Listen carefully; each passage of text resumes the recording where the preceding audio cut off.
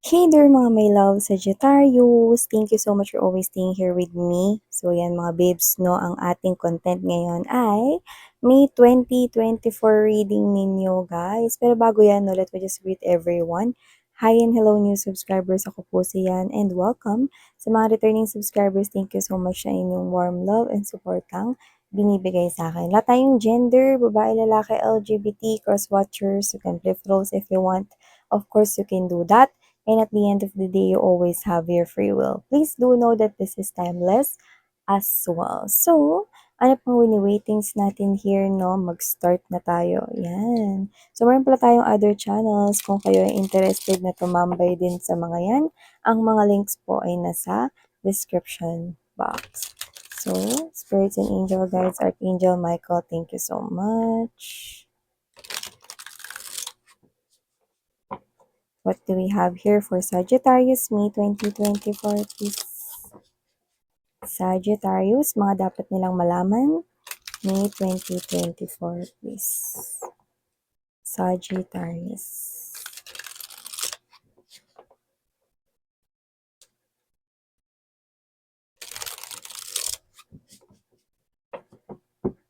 Okay, so let's go ahead and check these messages here for you. Sagi, nilatag naman na natin lahat.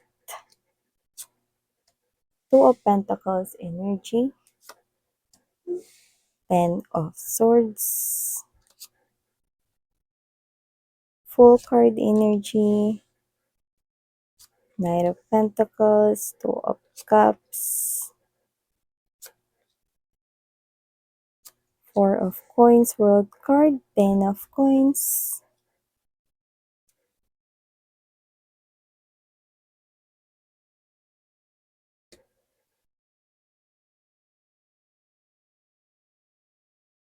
Okay. So, just take only what resonates, Saji, okay? First message nakita ko here for you guys. Meron dito na pagbabudget kayong gagawin dahil meron ditong expense na biglaan. Like, this is so sudden this May 2024. Meron ditong biglaan na expense at lumalabas dito na parang ito ay hindi naman kasama sa pagbabudget mo or yung money na ito ay hindi naman talaga parte ng pagbabudget mo, no, everyday or whatever. Nakikita ko rito na magkakaroon rito ng tight na pagbabudget here. Yan, no? So, hindi ko alam kung baka may bigla ka ba makita online, tapos for some reason, bigla mo tong chinek out or whatever. Yun yung nakita ko here. And then, yun nga yung lumabas na bigla ang expenses, no? Dito nakikita ko na maaaring magkaroon rito, no, ng conflict pagdating dito sa yung budget this May 2024. Kasi meron ditong may ipipurchase ka, parang bilhin ko ba 'to, wag ko 'to bilhin. Tapos ang mag-e-end up dito, bibilhin mo pa rin. So, may mga tao rito na parang ito ay isang abiso, inaabisuhan na kayo, no, rito na may ganitong posibleng mangyari. Maliban diyan, nakakita rin ako dito, no, ng isa pang mga mensahe rito na meron dito with the Queen of Swords energy, strength card right here, and there's this. Ito, hindi to para sa lahat pero uunahin ko na yung mensaheng ito, no. Konti lang sa inyo makaka-resonate rito, pero sasabihin ko pa din. Queen of Cups energy, Queen of Swords strength, and there's this Ace, Two of Cups, pero na-mention ko yung Ace of Cups right here, no? Meron dito na bagong energy na magkakagusto sa inyo. For some reason, same gender kayo or same sex. So, sabi ko nga sa inyo, konti lang makaka-resonate sa'yo dyan. So, maaaring may makakilala sa inyo or may makilala kayo this May 2024, no? And for some reason, he or she is part of LGBT group. Yan, no? So, maaaring itong person na to, no, is may mamuong feeling siya para sa'yo this May 2024. Or kung dumating na siya, posibleng yung confession na yung mangyari ngayong May 2024. Yan. At maaaring mahirapan ka rito na magdesisyon. Bakit? Kasi if that part is yours, kung para sa'yo yun, yung sinabi ko na yun na may same sex kayo rito na magkakagusto sa inyo, nakikita ko rito na isa kang straight person or straight individual.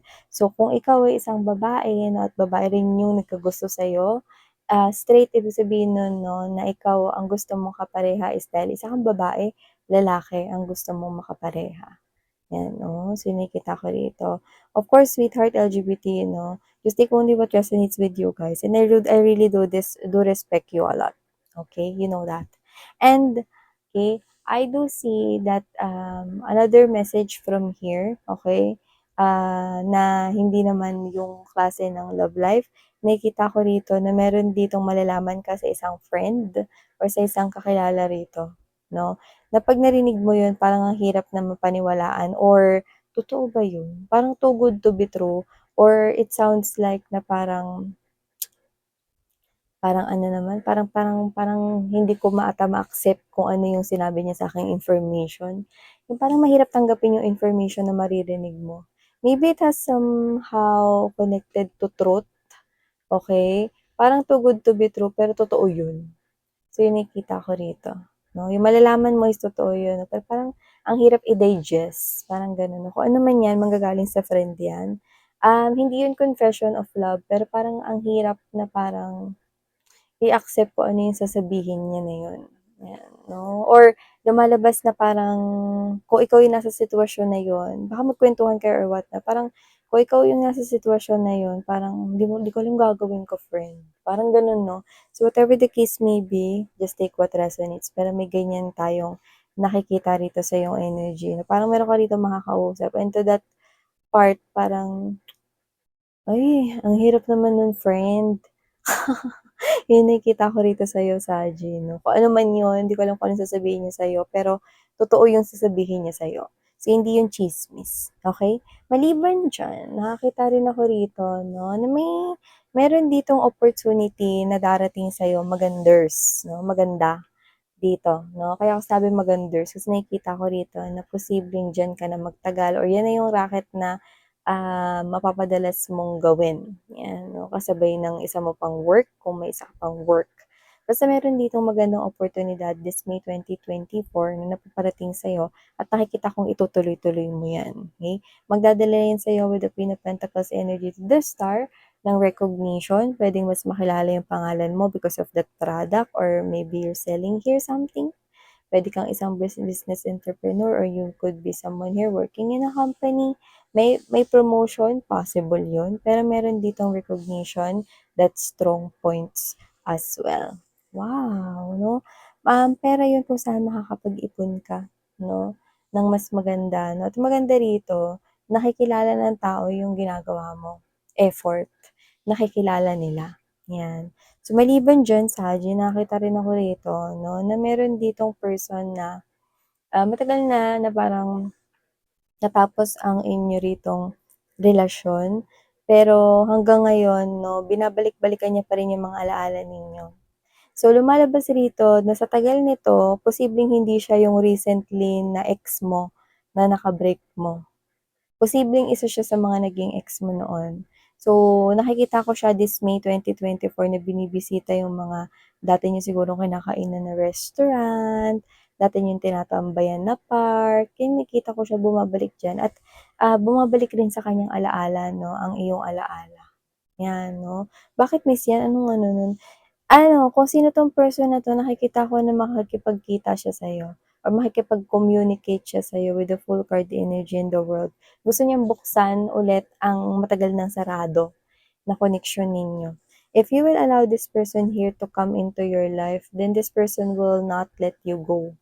'Yan. So, hindi naman alam mo mga babes, sa lahat ng love story, hindi naman laging siyongit ang paghihiwalay ng dalawang nag-iibigan or dalawang may pinag-sharean ng relasyon.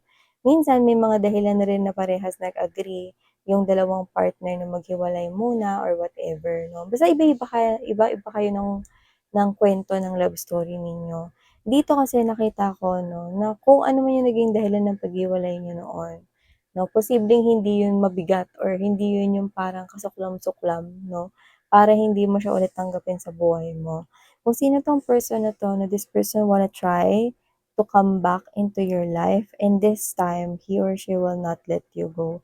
It's such a mistake that he or she did let you go in the past. Pinagsisisihan niya yun.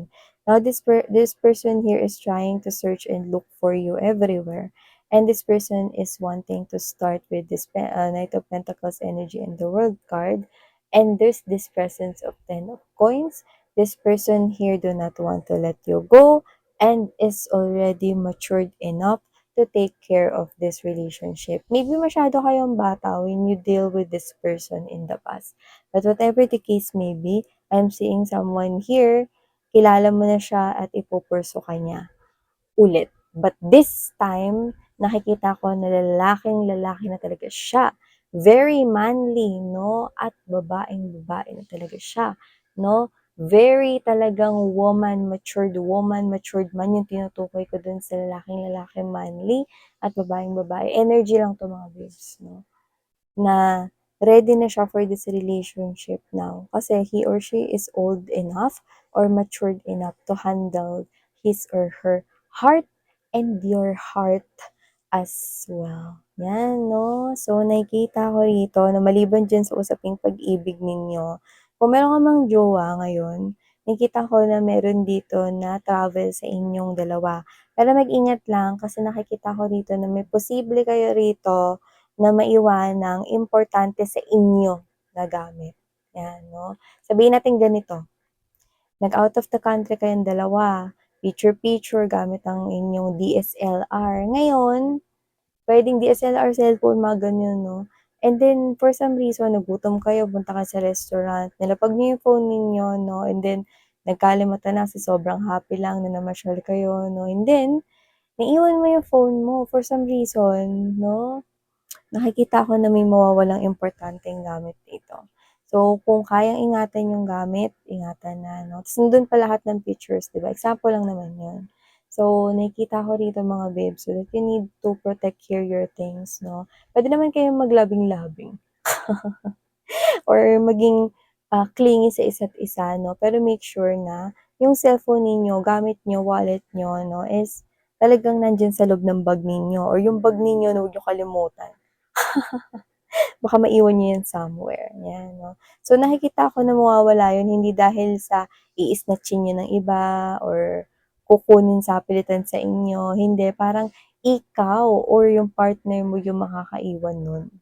Meron ditong importanteng gamit ninyo or sa inyo na mawawala, yan, no?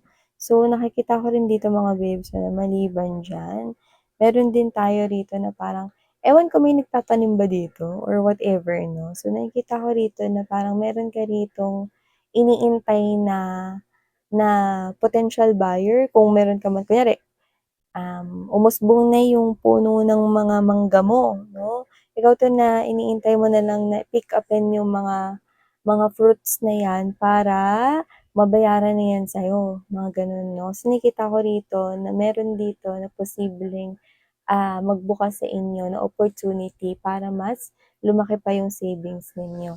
So, maganda itong balita na 'to 'no, kasi maliban dun sa pinag-usapan natin kanina 'no, with the Queen of Pentacles na magkakaroon kayo rito ng recognition, isa isa ito sa iba namang klase ng mensahe kung saan ito ay meron ka ritong pinaghirapan mo rito ng kahit tagal na aanihin mo na yun 'no. You will harvest that already like a plantito at plantita 'no, dahil nilagyan mo yun ng pataba, diniligan mo, pinaarawan 'no, at nilagyan ng pagmamahal, kinakausap mo everyday, parang ganun yun 'no, ginawa mo siyang halaman dito. Kaya ito ngayon 'no, is iniingatan. It's an investment ito for you. Yan, you will definitely aanihin mo yung bunga ng pinaghirapan mo dito, yan. At makakatanggap kayo rito 'no, ng balita 'no, kung saan posibleng yan ay manggaling sa post-mail or sa postman, yan 'no, mismo. So, nakikita ko rito na kung ano man yan 'no, naka-envelope yan, selyado, at hindi ko nakikitang yan ay isang babayarin. Kung nakikitang yan yung Meralco, PLDT 'no, kung ano pang binabayaran natin 'no. Nakikita ko dito na kung ano yan, sulat na yan, okey. It's sealed, I don't know what's inside, but I do see that it's coming from a company, 'yan 'no. So baka yung iba na-hired kayo 'no at 'yan na yung hinihintay ninyong resulta. Sa postman ko siya nakikita for some reason. So kung may hinihintay kayo baka post mail galing sa ibang bansa or baka may hinihintay kayong letter coming from an employer sa ibang bansa. Importante yung dokumento na yun kasi nakikita ko na 'pag yung dokumento na yun ay nabuksan at nailabas mo na sa envelope, nakikita ko na mas magiging happy at maaliwalas yung mukha mo. So, hindi ko alam kung ano talaga yung particularly, pero it will make you smile. Yan, no? And be happy. Yun yung nakikita ko dito. Yan, no? At maliban dito, kung meron kayo rito na friends 'no, madadagdagan pa 'yan. Kasi nakikita ko rito na may papasok dito sa buhay mo na para kayo ritong kambal Hulyo't Hulya 'no. Yung iba literal na may pagkakahawig kayong dalawa nitong paparating na 'to sa buhay mo, bagong friend 'yan, okey? Like yung mga tropa ninyo, "Ay nalilito ako, magkamag-anak ba kayo? Kasi parang magkamukha kayo, eh." May gano'n 'no? Meron kayo ritong makikilalang bagong friend na kamukha mo pero hindi kayo magkamag-anak. Yun yung nakikita ko dito 'no, yeah, okey. And aside from that 'no, kung hindi mo siya kamukha 'no, nakikita ko rito na para kayong halos kambal kasi yung mga hilig ninyo parehas-parehas no. Kunwari parehas ninyong gusto yung color yellow 'no, and then parehas ninyong payong is color yellow, mga gano'n 'no. Parehas kayo ng gusto na tela sa damit 'no, at yun din yung kanya, ayan nakikita ko rito 'no. So, you will definitely meet someone na magiging friend mo pero nakikita ko na minsan maiinis ka sa kanya kasi may mga pagkakataon akong nakikitang halos parehas rin kayo ng isusuot. Miss yan possible ba? Yes, it's possible. So, hindi ko alam 'no kung saan siya galing. Or saan siya manggagaling pero nakikita ko 'no, na malaki ang koneksyon ninyong dalawa. Kasi posibleng may past life connection na rin kayo ng taong 'yan. Baka one of your past lives 'no, tropa mo siya ro'n or baka naman 'no, in one of the histories 'no, puwedeng magkapatid naman kayong dalawa. So whatever the case may be, just take how this resonates, Saji. Ito ang mga mensahe natin para sa iyong May 2024. Thank you so much. Sarang Heyo, Love and Light, I'm you.